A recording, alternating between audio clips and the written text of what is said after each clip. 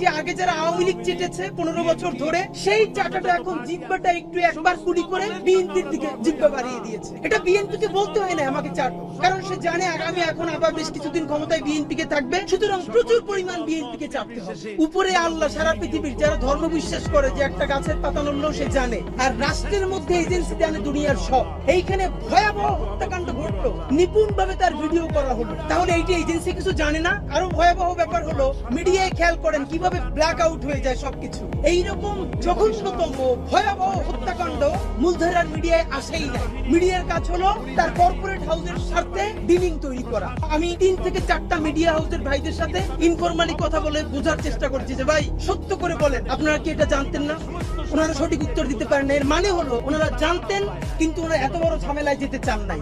ঢাকার মধ্যে প্রকাশ্য দিবালোকে পাথর মেরে মানুষকে হত্যা করা যায় এবং মিডিয়া দিয়ে সেটা ধামাচাপা দেওয়া যায়।